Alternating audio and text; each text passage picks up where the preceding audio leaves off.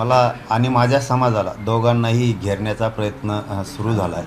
हे एकदम सत्य आहे. कारण काय झालं आहे की आम्ही जी सत्य मागणी केली ही कोणाला पचत नाही. आम्ही सत्य बोललो आहे, कायद्यावर बोट ठेवून बोललो आहे. कायद्यानं मराठ्यांना आरक्षण दिलं आहे. सरकारी मराठ्यांच्या नोंदी आहेत. हैदराबादचं गॅजेट मराठवाड्यासाठी आहे. बेळगाव आणि सातारा संस्थांचं खाणेसुमारीचं गॅजेटही त्याच्यामध्ये सगळा पश्चिम महाराष्ट्र आरक्षणात बसतो आहे. बॉम्बे गव्हर्नमेंटचाही नाशिकचाही करार आहे. दौंड संस्थांचाही विषय याच्यात सगळ्यात मराठा हा कुणबी असलेला उल्लेख आहे. त्यामुळे ह्या सरकारी नोंदी आहेत सगळ्या. आणि मी नेमकं महत्त्वाचं विषयावर बोट ठेवल्यामुळं यांची खूप पोटदुखी व्हायला लागली की ह्यो मुलगा जोपर्यंत या लढ्यात आहे तोपर्यंत हा मराठ्यांना आरक्षण मिळवून देणार आहे. आता याच्यातला दुसरा एक फरक असा आहे दादा की सत्यता बाहेर आली आणि जे काही नेते होते ओबीसीचे मराठ्यांच्या जीवावर निवडून येणारे यांचे रंग उघडे पडलेत आता मराठा समाजासमोर. याच्यात आणखीन एक दुसरा फरक असा आहे की महाराष्ट्रातल्या मराठा समाजाला मुद्दामून सांगतो आणि मराठ्यांच्या नेत्याला पण विशेष करून सांगतो, सगळ्या पक्षातले ओबीसी नेते हे मराठा समाजाला आरक्षण मिळू नये जे कायदेशीर येते म्हणजे घटनेत एक कायद्यानं दिलेलं आरक्षण कायद्यात बसतं ते आरक्षण सरकारी नोंदी आहेत त्या. आणि असे एक पडलेत की मराठ्यांच्या जास्त करून नेत्यांना हे सांगतो की ते मताचा विचार नाही करायला लागले, ते आरक्षणाचा विचार करायला लागले. आणि मराठ्यांचे नेते मताचा विचार करायला लागलेत, आरक्षणाचा विचार नाही करायला लागले. ह्यो फरक आहे त्यांच्यात आणि आमच्या मराठ्यांच्या नेत्यात. आरक्षण विषय इतका मोठा आहे त्यांच्यासाठी की मतं आणि निवडून येणं हे त्यांच्यासाठी मोठं नाही आहे. हीच समजदारीची भूमिका सगळ्या पक्षातल्या मराठ्यांच्या नेत्यानं घेणं खूप गरजेचं आहे. आरक्षण हे किती मोठं आहे याहून लक्षात येतं आहे. बघा आता भाजपामधले ओबीसीचे सगळे नेते आमदार मंत्री एकत्र झाले. त्याच्यानंतर अजितदादा पवार गटातले राष्ट्रवादीचे सुद्धा ओबीसीचे नेते सगळे एकत्र झालेत. त्याच्यानंतर शिवसेनेच्या सुद्धा शिंदेसाहेबाच्या गटातले सुद्धा ओबीसीचे सगळे नेते एकत्र झाले. त्याच्यानंतर शरद पवार साहेबाच्या गटातले सगळे आमदार त्यांचे ओबीसीचे तेही एकत्र झाले. विरोधी पक्षातले असणारे विरोधी पक्ष नेते आणि काँग्रेसचे ओबीसीचे नेतेसुद्धा एकत्र झाले. म्हणजे पक्षच न राहायला खाली की ते मी काल याच्यावर थोडंसं अंदाजा लावून बघितला की कोणी पक्षाला मोजायलाच तयार नाही. सगळे ओबीसीचे नेते हे एकवटलेत आणि मराठ्यांना आरक्षण नाही मिळू द्यायचं. मग याचा अर्थ मराठ्यांच्या नेत्याला समजत नाही का की आरक्षण किती मोठं आहे. ते पदाला आणि मताला किंमत द्यायला तयार नाहीत. तुम्ही का रे बाबा मताला आणि निवडून यासाठी किंमत द्यायला लागले. याचा अर्थ कळत नाही तुम्हाला आरक्षण किती मोठं आहे, मराठ्यांची जात किती मोठी होईल. आणि याचबरोबर आणखीन एक सांगतो, मराठा समाजाला आणि मराठ्यांच्या नेत्याला मी एकटा पडलो आहे. मराठ्यांचे घरातले गोरगरिबांचे लेकरं मोठमोठ्याले अधिकारी होतील, मोठे होतील आरक्षण मिळालं. मी आरक्षणाच्या बाजूनं राहू नये म्हणून सगळ्यांनी मला घेरलं आहे. मी एकटा पडलो आहे. तुम्ही सगळ्यांनी ताकदीनं म्हणजे सत्ताधाऱ्यातले मराठ्यांचे मंत्री असो तेही आमच्याकडून बोलत नाहीत, त्यांनी आम्हाला उघडं पाडले. आणि विरोधी पक्षातलेही बोलत नाहीत. मराठा समाजाला माझी विनंती आहे की आपण एकजूट राहा. मराठ्यांच्या नेत्यालासुद्धा मी वेळोवेळी आवाहन केलेलं आहे की तुम्ही तुमच्या पदाला मताला आणि निवडून यायला किंमत देण्यापेक्षा जातीचं आरक्षण लय मोठं आहे हे सिद्ध करून दिलं आहे आपल्याला ह्या 8 दिवसात ओबीसीच्या सगळ्या नेत्यांनी. त्यांना आरक्षण महत्त्वाचं आहे, निवडणूक नाही ना मतं नाही. माझी हात जोडून विनंती आहे सगळ्यांना की जात संकटात सापडली माझे गोरगरीब मराठ्यांचे पोरं संकटात सापडलेत. मराठ्यांच्या नेत्यानं ताकदीनं उभा राहा, हसण्यावर नेऊ नका, वाटोळं होईल. आणि मराठा समाजाला माझं आव्हान आहे की आपण 6 जुलै ते 13 जुलैपर्यंत जे शांतता जनजागृती मराठा आरक्षण रॅली ठेवली याला सगळ्या मराठ्यांनी उपस्थित राहा. लेकरांचं वाटोळं डोळ्या देखता होऊ देऊ नका ही मराठा समाजाला माझी हात जोडून विनंती. 6 जुलैपर्यंत सगळ्या मराठा समाजाने आपण आपले कामं उरकून घ्या. पण 6 जुलैला एकही मराठा घरी न राहता जिथं जनजागृती शांतता मराठा आरक्षण रॅलीचं नियोजन केलं तिथं सगळ्या मराठ्यांनी एकही गावाच्या बाहेर जायचं नाही किंवा त्या दिवशी कोणी लग्न कार्यालासुद्धा जायचं नाही. आपल्या लेकरासाठी ज्या जनजागृती रॅल्या ज्या तारखेला ज्या जिल्ह्यात ठेवल्यात त्या जिल्ह्यातल्या सगळ्या मराठ्यांनी ताकदीनं शांततेत एकत्र या. आपल्या लेकराला न्याय द्यायचा आहे. आपल्याला घेरलं आहे, आपली जात संकटात सापडली आणि मी एकटा पडलो आहे. मी हटत नाही, मेलं तरी हरकत नाही, पण मी हटत नाही. मराठ्यांना ओबीसीतून आरक्षण दिल्याशिवाय सोडत नाही. दुसरा मुद्दा लगेच सांगतो म्हणजे तुम्हाला बोलायला. काल शंभूराजे देसाई साहेबांनी पत्रकार परिषद घेतली. आणि त्यांनी सांगितलं आहे की दोन्हीनेही शांत राहावं. म्हणजे मलाही सांगितलं आहे की तुम्ही शांत राहा, 13 तारखेपर्यंत शांत राहा ना, असं त्यांचं म्हणणं आहे. याचा अर्थ आपण बोलल्याप्रमाणे ते करतील अशी मराठा समाज आपण अपेक्षा ठेवू. मी आजपासून कोणाच्याच प्रश्नाला उत्तर देत नाही आता 13 तारखेपर्यंत. शंभूराजे देसाई साहेबांच्या शब्दावरती विश्वास ठेवा आता, की तुम्ही आम्ही काय देतोय तुम्हाला काय नाही देत याच्यावर 13 तारखेपर्यंत विश्वास ठेवा, असं शंभूराजे देसाई साहेबांचं पत्रकार परिषदेच्या माध्यमातून मला आवाहन करण्यात आलं. मग आता आमची मागणी सगळ्या सोयऱ्यांची अंमलबजावणी आम्ही दिलेल्या व्याख्याप्रमाणे आम्हाला पाहिजे.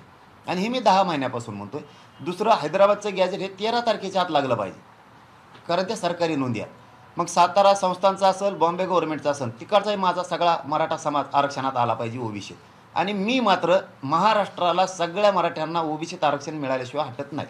फक्त आता शंभूराजे देसाई साहेबांनी आवाहन केलं, त्यांच्या शब्दाचा मान सन्मान करून मी कोणाच्याही प्रश्नाला आता 13 तारखेपर्यंत यांचे उत्तर देत नाही. फक्त आता उत्तर द्यायचं नाही म्हणून मराठ्यांना फक्त आता शेवटचा तिसरा मुद्दा एक सांगतो, की पुण्याच्या भाषणात छगन भुजबळ म्हणले, त्यांचं असं म्हणणं होतं की आता गंजल्या तलवारी त्या घासून ठेवा. मग ते शायरीच्या माध्यमातून असं कशाच्या माध्यमातून, ह्यो इशारा डेंजर आहे. ह्यो इशारा डेंजर आहे की तलवारी गंजल्यात त्या घासून ठेवा. याचा अर्थ त्याला बहुतेक मराठ्यांसंग दंगल घडून आणायची, जाती जाती तेढ निर्माण करायचा. मराठ्यांना फक्त माझं एकच आव्हान आहे, आपण शांततेत राहायचं. अगोदर सुरुवात आपण करायची नाही, पण आपणही तयार येणारा. मराठा हा कडवट आहे, भेणारा नाही. जर यांनी तसं काय प्रयोग केला आणि यांनी जर पुढं हत्यार वाटायचं काम केलं, दंगली घालायचा प्रयत्न जर केला, तर आपण हात बांधून बसायचं नाही. कारण माझा एकही मराठा यांच्या हातून मारता कामा नये, वयाला जाता कामा नये. ही नियत राज्याबाबत आमची नाही. आमचं म्हणणं आहे राज्य शांत राहिलं पाहिजे, कुठं जाती तेढ नाही झाला पाहिजे, दंगली नाही झाल्या पाहिजे. यांनी माणसं पेरलेत, मराठ्यांच्या विरोधात बोलायला यांनी माणसं पेरलेत आणि ते कुंकडं बरळायला लागले. याचा अर्थ तवाच लक्षात येतो की आपल्या समोरासमोर आंदोलन बसवायचे, दंगल घडून आणायची, नाही घडली तर मुद्दाम त्यांच्या अंगावर जायचं, त्यांच्या अंगावर गाडी घालायची. कारण ह्या पुण्याच्या केलेल्या भाषणात खूप अनेक अर्थ निघायला लागले त्याचे, की गंजलेल्या तलवारी घासून ठेवा, आपण कमी नाहीत, कोणाच्या बापाला भेट नाहीत. म्हणजे त्याला तो चिथावणी द्यायला लागलाय, चिथावणी द्यायला लागलाय, लोकांना तयार करायला लागलाय दंगली घडवण्यासाठी. मराठ्यांनी सुद्धा सावध राहा. जर तसा प्रयोग होण्याचा प्रयत्न झाला तर बेसावध एकही राज्यातला मराठा नाही पाहिजे. आपण एकटेच 50-55% त्याला नाविलाज आहे. मुख्यमंत्री आणि गृहमंत्र्यांना सुद्धा सांगतो, आमचा नाविलाज आहे. जर तसा काही प्रयोग झाला तर आम्ही सुद्धा एकही पाऊल मागे सरकारणार नाही. जशास तसंच उत्तर देणार आम्ही सुद्धा. ते शांततेत राहिले, आम्ही शांततेत राहणार. पण ते जर आता आमच्यावर तलवारी चालवणार असले, छगन भुजबळ जर असे इशारे देणार असले झाल की तलवारी काढा, गंजलेल्या तलवारी घासून ठेवा, हे जर असे जर ते इशारे देणार असला तर ही राज्यासाठी गंभीर बाब आहे, अत्यंत गंभीर बाब आहे ही राज्यासाठी. ही राज्यासाठी शांततेची बाब नाही आहे. आम्ही जर यांनी तसा काही प्रयोग केला तर आम्ही सुद्धा कडवट आणि कट्टार मराठे आहेत, आम्ही सुद्धा क्षत्रिय मराठे आहेत, उत्तराला उत्तर देणार. पण आता शंभूराजे देसाई साहेब म्हणलेत 13 तारखेपर्यंत एकही शब्द आपण त्यांना उत्तर देत नाहीत. त्यांनी सांगितलं 13 तारखेपर्यंत आमच्यावर विश्वास ठेवा. याचा अर्थ आपण दिलेल्या 9 मागण्या त्या पूर्ण करतील अशी अपेक्षा ठेवू. आपण आपल्या कामात राहू. आपले 6 जुलै ते 13 जुलैपर्यंत जे आपले शांतता जनजागृती मराठा आरक्षणासाठी रॅल्या ठेवल्यात, या रॅल्याला घराघरातला मराठा आई बहिणीसह सगळ्यांनी एकजुटीनं एकत्र या. आपल्या लेकराला आपल्याला न्याय द्यायचा ही सगळ्यांना विनंती आहे. आणि शांतता या राज्यात राहिली पाहिजे. ते काही म्हणले, ते येवल्याच्यानी सांगितलं काही म्हणा, ते काही म्हणले तरी 13 तारखेपर्यंत कोणी उत्तर देऊ नका. एखाद्यानं आपल्याला हणलं तरी देऊ नका. 14च्या नंतर बघू. विखेंवर उत्तर दिलं नाही. ते म्हणाले जरांगे म्हणजे मराठा समाज नाही आहे. नाही म्हणते ते तर नाही. आंदोलन भरकटलंय, कळन त्यांना आंदोलन भरकटलंय का काय झालंय, त्यांना कळन. काय भरकटलं? मराठा समाजाला ओबीसीतून आरक्षण द्या. 1884चं सरकारी नोंदी महत्त्वाच्या का विखे साहेब, का 1990ला दिलेलं बिना नोंदीचं दिलेलं आरक्षण महत्त्वाचं? जरा उत्तर देता का मराठ्याला? विखे साहेब, 1884ला मराठा समाज हा सरकारी नोंदी आहेत कुणबीमध्ये. सातारा संस्थांचं गॅजेट सांगतं पश्चिम महाराष्ट्रातला मराठा ओबीसीमध्ये. दौंड संस्थान सांगतंय, बेळगावचंही करार सांगतोय, बॉम्बे गव्हर्नमेंटचं गॅजेट सांगतंय मराठा हा कुणबी आहे. आणि आता याच्या पलीकडे सांगतो विखे साहेब, तुम्ही संविधानाच्या पदावर आहेत आणि मंत्री आहेत, जरा 1967ला दिलेलं आरक्षण जरा वाचून बघा. 180 जाती आहेत, त्याच्यामध्ये कुणबी आहे. आणि कुणबी आणि मराठा एकच आहे. तुम्ही स्वतः सरकारमध्ये त्यावेळेस 2004ला सुशील कुमार शिंदे साहेबांच्या सरकारच्या वेळेस तुम्ही सरकारमध्ये होता, काँग्रेसात होता तुम्ही. जरा त्यावेळेस मराठा आणि कुणबी एकच आहे हा कायदा केला होता. काय चुकीचं बोलतो मी? महाराष्ट्रातला सगळा मराठा हा कुणबी आहे. काय चुकीचं बोलतो? कायद्याला धरून बोलतोय, नियमात धरून बोलतोय आणि 10 महिन्यापासून हेच बोलतोय. काय भरकटलं तुम्हाला? हे नाही दिसलं भरकटलेलं? सगळे एकत्र आले, तलवारी काढा म्हणतात मराठ्यावर. कोणतं तरी मराठ्याचं पोरग असं ना, तुमच्या बंगल्यात नाही यायची तलवार, पण गोरगरिबाच्या इकडं तुमच्या मतदारसंघात, तुमच्या जिल्ह्यात कोणत्या तरी मराठ्याला तुमचा गरीब एखादा पाहुणा असेल, त्याच्या मानेवर तर तलवार पडेल ना छगन भुजबळची. कोण भरकटीत आहे आंदोलन? आम्ही जिथं बसलो तिथं आमच्या पुढं आंदोलनावर बसले, तिथं वेगळ्या वेगळ्या भाषात आंदोलन सुरू आहे. कोणी भरकटीला आंदोलन? जाती कोण बोलायला शिका ना. खरं खरं कधीतरी तुम्ही ज्येष्ठ नेते, तुमच्या वडिलाचं योगदान आहे, थोडंसं कधीतरी मराठ्याच्या लेकराच्या बाजूने बोलायला शिका आणि खरं खरं बोलायचं शिका जरा थोडं. काय वेळ आली जातीवर? तुमच्या आसपासचे सगळे ओबीसीचे नेते मराठ्यांच्या विरोधात यायला लागलेत. तुमच्या नगर जिल्ह्यातले सुद्धा ओबीसीचे आमदार, माझे आमदार सुद्धा इकडे येऊन बोंबलायला लागले. ते नाही का भरकटलेले दिसत? जरा मराठ्यांचे लोक मराठ्यांवरतीच आरोप करायचं बंद करा. तुमच्यामुळं जात मरण एखादीशी. वाशाने वेळेवर, आणखीन हातातून वेळ गेली नाही. मी नाही हटत. तुम्ही साथ दिली तरी हटत नाही मराठ्यांना, नाही दिली तर मराठ्याला ओबीसीतूनच आरक्षण देणार. तुमचा अभ्यास कमी आहे असं भुजबळ म्हणतात. त्यांनी अभ्यास केला पाहिजे आधी, कारण की मुस्लिम समाजाला 25 वर्षापूर्वीच ओबीसीतून आरक्षण दिलं आहे. ते यासाठी म्हणतात, कधी मुस्लिमांना तर कधी धनगर समाजाला त्यांना खुश करायचं असतं. काय खुश करायला? काय मी मुख्यमंत्री का? अभ्यास तुम्हाला नाही भुजबळ साहेब, अभ्यास तुम्हाला नाही. मी काय म्हणलो याच्याकडे जरा बारीक ध्यान देत जा. कुंकडची कुंकड जोडीत जाऊ नका. तुम्ही काय करताय बघा, खोटं आरक्षण लोकात पसरायला लागले. म्हणजे तुम्हाला वाटतं आम्ही जे सांगतो आरक्षण ते लोक ऐकतील. तुम्ही सांगितलेलं लोक आरक्षण नाही ऐकत, मी सांगितलेलं ऐकते. कारण मी खरं सांगतो. तुम्ही खोटी माहिती पुरविता. मी काय सांगितलं आहे? पाशाभाई पटेल हे मला पुण्यात भेटले 1 महिना 15 दिवसापूर्वी. त्यांनी सांगितलं मी तुमच्यामुळे ओबीसी झालो बा. म्हणजे याचा अर्थ त्यांना आरक्षण नव्हतं. हे मला महिना 20 दिवसापूर्वी म्हणले असतील पुण्यात की मी माझी कुणबी नोंद तुमच्यामुळं निघाली आणि मी ओबीसी झालो बा जरांगे पाटील तुमच्यामुळं. मग तो मुस्लिम का होता आरक्षणात? नव्हताच ना. तुम्हाला मी काय बोलतो हे कळतच नाही भुजबळ साहेब. मी काय तुम्हाला कळायचंच नाही. मला असं वाटतं तुम्ही जातीवाद करू नये. तुम्ही एक गोष्ट मान्य करावी ज्येष्ठ नेता म्हणून की मराठ्यांच्या सरकारी नोंदी सापडल्यात आणि मराठा हा 67ला दिलेल्या आरक्षणाच्या वेळेस कुणबी म्हणून आहे. तर जे निकष आरक्षण देताना ठरवले होते जाती, उपजाती आणि पोटजाती, तर कुणबीची पोटजात किंवा मराठ्यांची पोटजात कुणबी होती जशी तुमची झाली हे मान्य करा. आणि महाराष्ट्रातल्या सगळा मराठा हा ओबीसी ते मान्य करून तुम्ही हातानं या वयात एवढ्या मोठ्या समाजाची नाराजी अंगावर घेऊ नका. कारण तुम्ही किती एकवटले तरी एकटाच मराठा महाराष्ट्रात अर्धा आहे, 50% एकटाच. थोडा विचार करा जरा गांभीर्यानं. मुस्लिम समाज ओबीसीत आहे आणि ते येणार आहे आणि तुम्हाला त्याला नियमानं आरक्षण द्यावं लागणार आहे 100%.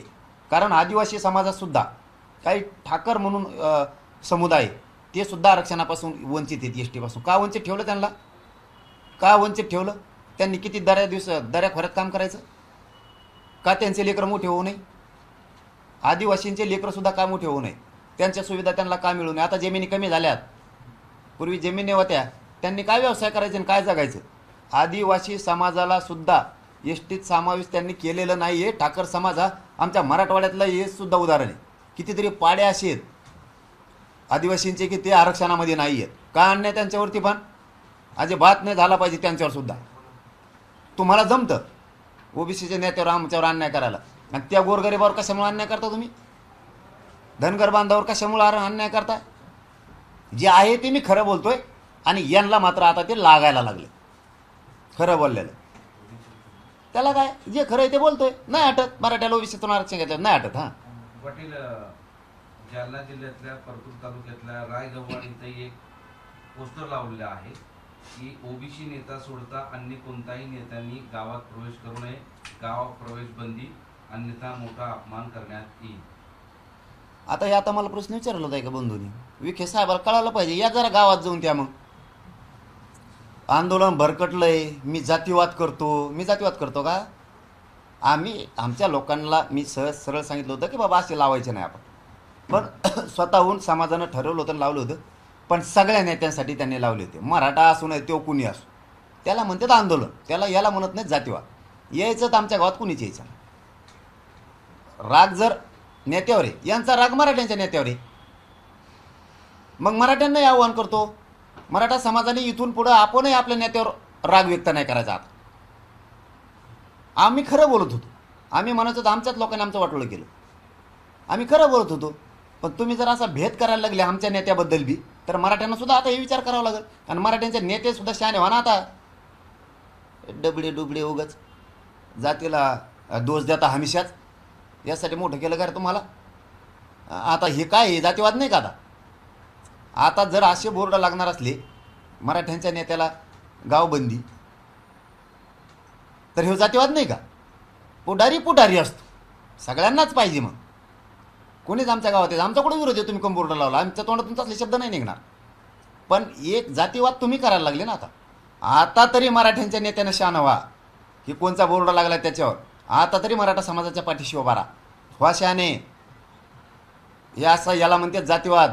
कशाला दोष देता? मनोज जरांगेला उगाच गोरगरिबांच्या मराठ्यांचे लेकरं मोठे व्हावेत म्हणून जीवाची बाजी लावून लढायला लागलो. आणि आता मी एकटा पडलोय, मला उघड्यावर पाडायचं ठरवलंय, माझी जात संकटात आणली. मराठ्यांच्या नेत्याने शान व्हा. असे जर बोर्ड लागणार असले तर आता तरी डोळे उघडा. आणि सगळेचे सगळे कोणत्या पक्षात असाल तुम्ही, मराठे बी तुमच्या पाठीशी खंबीर उभा राहतील. हो, जाहीर सांगतो, तुम्ही सुद्धा आता डोळे उघडा आणि मराठ्यांच्या पाठीशी ताकदीने उभा राहा. जनता घेऊन तुम्हाला बी मराठी उघडे पडून देणार नाहीत. हे शब्द आहे आमचा बी तुम्हाला. जरा सगळे एकजूट व्हा. जातीवाद हे भुजबळ घडून आणतोय, भुजबळने तसे बोर्ड लावायला सांगितलेले. हे सगळं काय राज्यात होतं हे फक्त भुजबळ आणि भुजबळच करतात, दुसरं कोणीही करत नाही. त्यांच्याशिवाय दुसरा कोणी नाही. आम्ही कोणत्याच नेत्याला दोष देत नाही आणि कधी देणार सुद्धा नाही. मंडल आयोगावर बोलणं म्हणजे पारावरच्या गप्पा नाही, असं एका आंदोलनकर्त्यांनी म्हणलं. नाही जाऊ दे, आता मला काहीच बोलायचं नाही. गप्पा आहेत का नाहीत, आम्ही आरक्षणात आहेत, ओबीसीत आहेत, आमच्या सरकारी नोंदी आहेत, त्या आम्ही घेऊ.